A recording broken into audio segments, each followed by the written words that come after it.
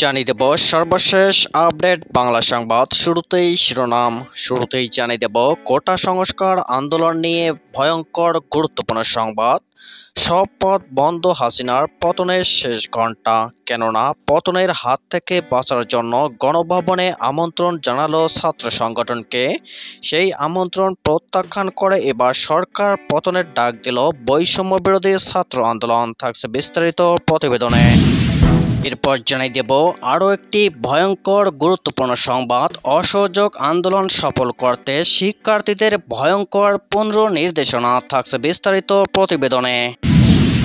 এরপর জানিয়ে দেব আরও একটি ভয়ঙ্কর গুরুত্বপূর্ণ সংবাদ। সরকার পতনে 10% ধাক্কা দরকার, প্রশাসনেও আন্দোলন ঢুকে গেছে বললেন ভিপি নূর। থাকছে বিস্তারিত প্রতিবেদনে।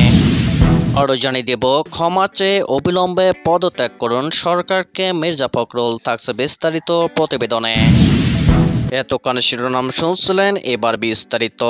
সব পথ বন্ধ, হাসিনার পতনের শেষ ঘন্টা। কেননা পতনের হাত থেকে বাঁচার জন্য গণভবনে আমন্ত্রণ জানালো ছাত্র সংগঠনকে। সেই আমন্ত্রণ প্রত্যাখ্যান করে এবার সরকার পতনের ডাক দিল বৈষম্য বিরোধী ছাত্র আন্দোলন। বৈষম্য বিরোধী ছাত্র আন্দোলনকারীদের সঙ্গে বসে পরিস্থিতি শান্ত করার নির্দেশনা দিয়েছিলেন প্রধানমন্ত্রী ও আওয়ামী লীগ সভাপতি শেখ হাসিনা। তবে সেই আহ্বান প্রত্যাখ্যান করেছেন আন্দোলনকারী সমন্বয়করা।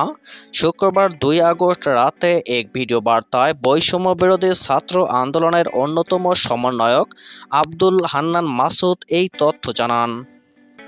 সমন্বয়ক আব্দুল হান্নান মাসুদ বলেন, আওয়ামী লীগের যুগ্ম সাধারণ সম্পাদক মাহবুব উল আলম হানিফ আমাদের কল দিয়ে গণভবনে তাদের সঙ্গে বৈঠকে বসার আহ্বান জানিয়েছিলেন, কিন্তু আমরা প্রত্যাখ্যান করে বলেছি ওনার হাতে আমার ভাইয়ের রক্ত লেগে আছে, আগে ওনাকে বলুন সেই হাত পরিষ্কার করতে, তারপর আমরা বৈঠকে বসবো কিনা ভেবে দেখব। মাসুদ বলেন, আমরা বৈষম্য বিরোধী ছাত্র আন্দোলনের পক্ষ থেকে স্পষ্ট ঘোষণা করেছি শনিবার সারা দেশে প্রতিটি পাড়া মহল্লায় প্রতিটি জায়গায় বিক্ষোভ কর্মসূচি পালিত হবে। শনিবারের পর থেকে সর্বান্তক অসহযোগ আন্দোলন পালিত হবে। অসহযোগ আন্দোলন সফল করতে শিক্ষার্থীদের ভয়ঙ্কর 15 নির্দেশনা। দেশব্যাপী রোববার থেকে সর্বান্তক অসহযোগ আন্দোলনের ডাক দিয়েছে বৈষম্য বিরোধী ছাত্র আন্দোলন। এই আন্দোলন সফল করতে ছাত্র জনতার প্রতি একগুচ্ছ জরুরি নির্দেশনা দিয়েছেন তারা। শনিবার 3 আগস্ট বৈষম্য বিরোধী ছাত্র আন্দোলনের অন্যতম সমন্বয়ক নাহিদ ইসলাম এবং আসিফ মাহমুদ সামাজিক যোগাযোগ মাধ্যমে এসব নির্দেশনা প্রদান করেন। একই সঙ্গে ছাত্র জনতার গণ অভ্যুত্থান লিখে নাহিদ ইসলাম, মোহাম্মদ মাহিন সহ একাধিক সমন্বয়ককে ফেসবুকে পোস্ট করতে দেখা গেছে। শিক্ষার্থীদের নির্দেশনাগুলো হলো: 1 নম্বরে কেউ কোনো ধরনের ট্যাক্স বা খাজনা প্রদান করবেন না। 2 নম্বর, বিদ্যুৎ বিল, গ্যাস বিল, পানির বিল সহ কোনো ধরনের বিল পরিশোধ করবেন না। 3 নম্বর, সব ধরনের সরকারি বেসরকারি প্রতিষ্ঠান, অফিস, আদালত ও কলকারখানা বন্ধ থাকবে। আপনারা কেউ অফিসে যাবেন না, মাস শেষে বেতন তুলবেন। 4 নম্বর, শিক্ষা প্রতিষ্ঠানসমূহের কার্যক্রম বন্ধ থাকবে। 5 নম্বর, প্রবাসীরা ব্যাংকিং চ্যানেলে কোনো ধরনের রেমিটেন্স দেশে পাঠাবেন না। 6 নম্বর, সব ধরনের সরকারি সভা সেমিনার আয়োজন বর্জন করবেন। 7 নম্বর, বন্দরের কর্মীরা কাজে যোগ দেবেন না, কোনো ধরনের পণ্য খালাস করবেন না। 8 নম্বর, দেশের কোনো কলকারখানা চলবে না, গার্মেন্টস কর্মী ভাই বোনেরা কাজে যাবেন না। 9 নম্বর, গণপরিবহন বন্ধ থাকবে, শ্রমিকরা কেউ কাজ যাবেন না। 10 নম্বর, জরুরি ব্যক্তিগত লেনদেনের জন্য প্রতি সপ্তাহে রোববার ব্যাংকগুলো খোলা থাকবে। 11 নম্বর, পুলিশ সদস্যরা রুটিন ডিউটি ব্যতীত কোনো ধরনের প্রোটোকল ডিউটি, রায়ট ডিউটি ও প্রোটেস্ট ডিউটিতে যাবেন না, শুধুমাত্র থানা পুলিশ নিয়মিত থানা রুটিন ওয়ার্ক করবে। 12 নম্বর, দেশ থেকে যেন 1 টাকা পাচার না হয়, সকল অফশোর ট্রানজ্যাকশন বন্ধ থাকবে।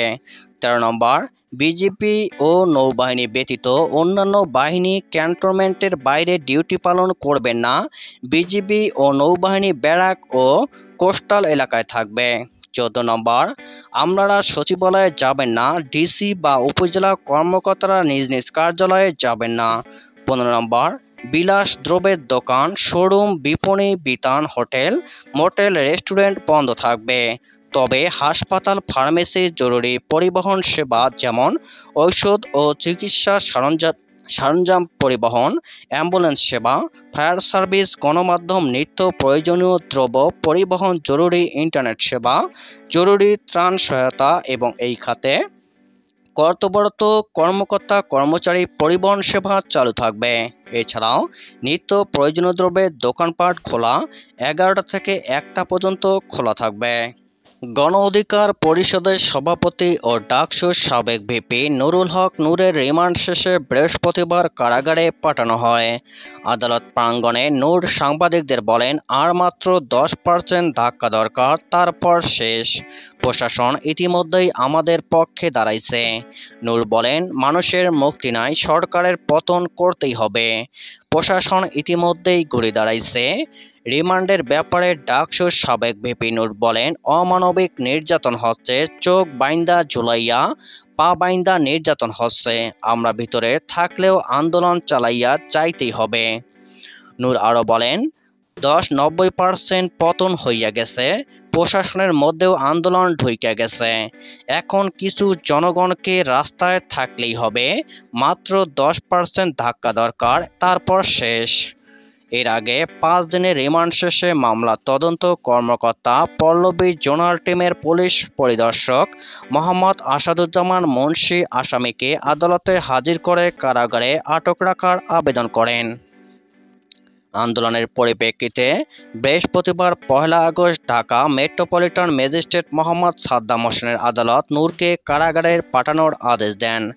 আসামির পক্ষের আইনজীবী এরশাদ সিদ্দিকী এ তথ্য নিশ্চিত করেছেন।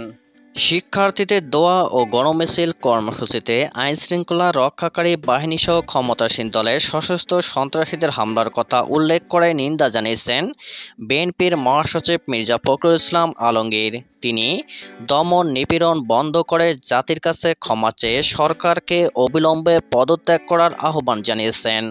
মির্জা ফখরুল শুক্রবার রাতে এক বিবৃতিতে এই আহ্বান জানান। তিনি বলেন, আজ কর্মসূচি বানচাল করতে শুধু হামলা নয়, ফেসবুক, টেলিগ্রাম সহ বিভিন্ন সামাজিক যোগাযোগ মাধ্যম বন্ধ করে দেয় সরকার।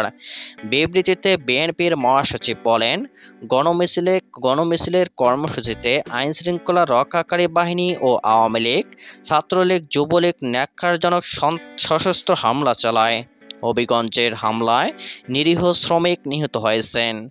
এছাড়া ঢাকার উত্তরা, সিলেট, হবিগঞ্জ, খুলনা, চাঁদপুর, লক্ষ্মীপুর সহ দেশের বিভিন্ন স্থানে আইনশৃঙ্খলা রক্ষাকারী বাহিনীসহ ক্ষমতাসীন দলের ক্যাডারদের বাধা, হামলা, গুলি, সাউন্ড গ্রেনেড ও কাঁদানে গ্যাসের শেল নিক্ষেপ, লাঠিপেটায় অসংখ্য মানুষ আহত হয়েছেন।